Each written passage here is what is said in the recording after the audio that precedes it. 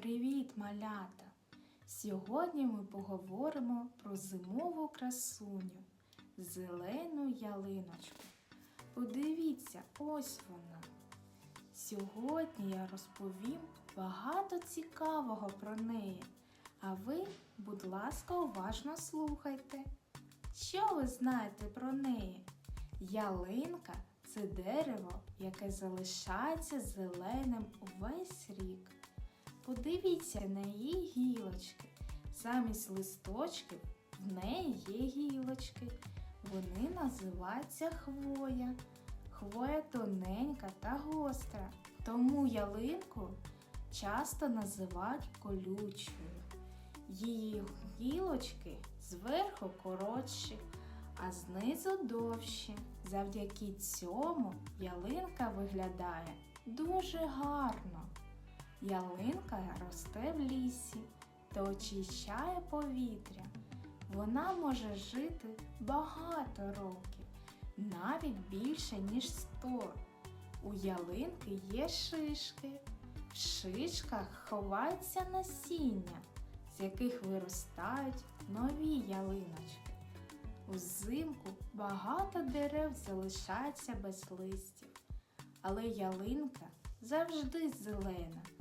Її називають вічно-зеленим деревом. А ще ялинка є головним символом Нового року. Що ж є у ялинки? Що це? Так, це шишка. Де вона росте? На ялинці. А це що? Це хвоя. Це все частини ялинки. Без них вона не була б такою гарною. А зараз давайте пограємо в гру «Знайди ялиночку». Ось подивіться уважно.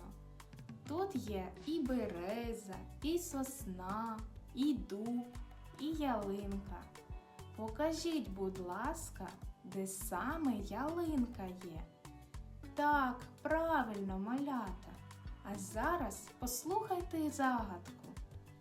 Вона колюча, наче їжачок, узимку вбрана в кожушок, улітку завжди зеленіє, на Новий рік вона головна в нас. Так, це ялинка.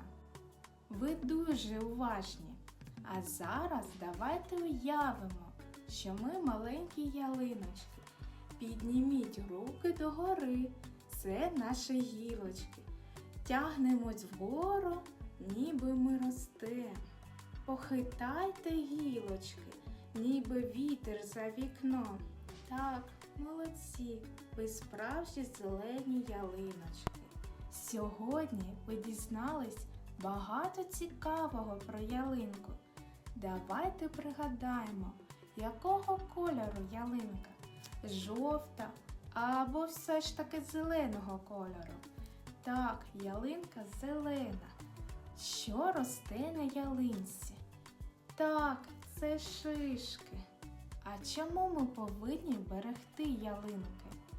Вони очищають повітря і радують нас красою.